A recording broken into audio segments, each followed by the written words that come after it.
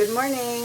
I just wanted to show you a quick tutorial of something that I make pretty often in the fall, and it's super simple and there's a ton of variations. A lot of times when you're trying to fit vegetables into your diet, it's hard to think of them as anything other than a side dish, but you know, when people use the expression, oh, I'm like a meat and potatoes kind of person, and now I'm sort of like, oh, I'm like a meat and vegetables kind of person. So usually I just think of like, what would I normally use potatoes for, and is there a vegetable that I can swap in? So this is a dish that I make when squash is in season. This time I've used butternut squash. Most squash you can cook by just roasting at 350 degrees for between 45 minutes and an hour, depending on the type of squash, the weight of the squash. Sometimes you just have to eyeball it and see how it's doing, check on it, poke it with a fork.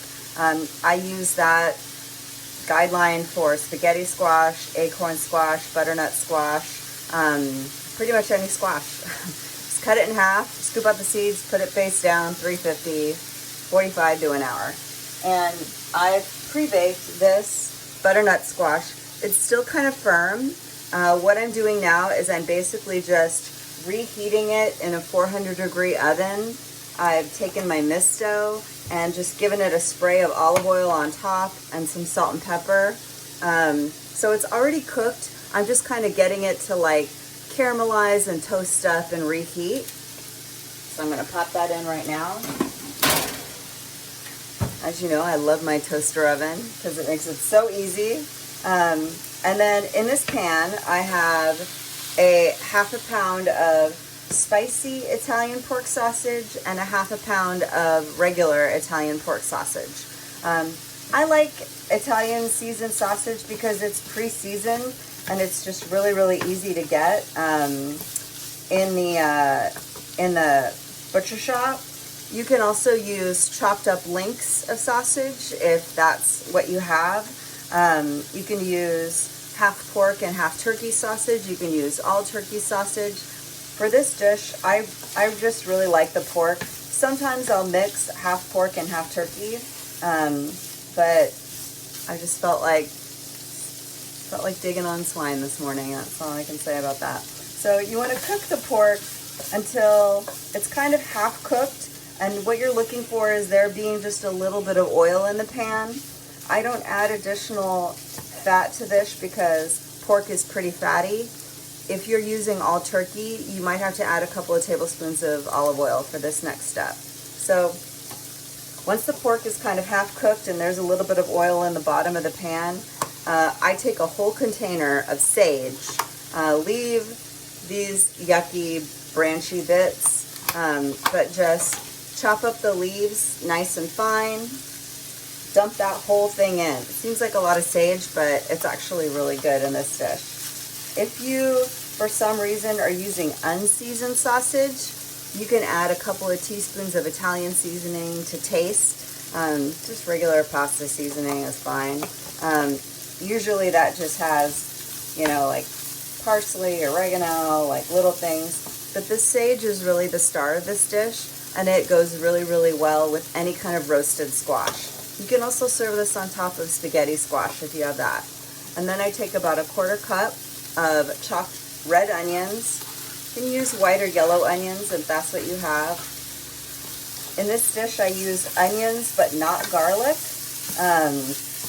because I really want the sage to shine, and odds are there's probably already garlic in the Italian seasoning, granulated garlic.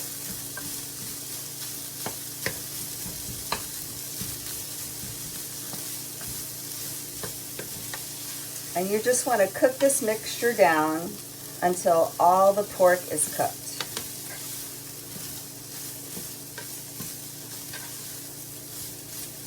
And then right before you get ready to serve it, on top of the butternut squash, you're going to add a quarter cup of heavy whipping cream.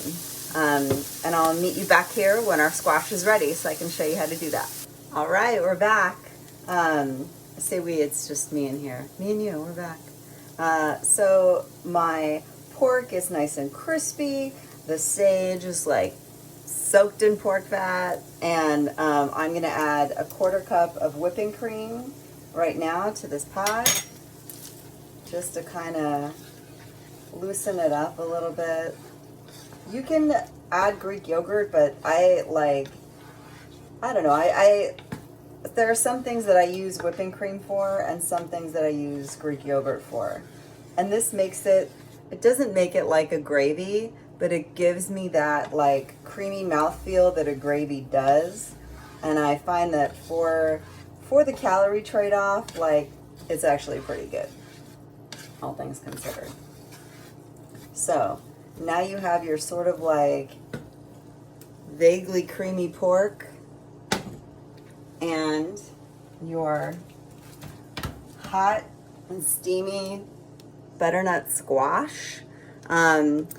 Sometimes I will broil the butternut squash for the last 5 minutes, just to get it a more caramelly top. You can also do that.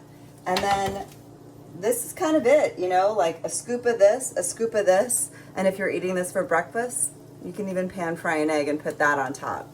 I like to top it with a little bit of either chives, green onions, or parsley. I'm using parsley today because that's what I have. But this is a super easy, you know, lower carb meal that is very hearty, very satisfying, and is super quick to make. So enjoy.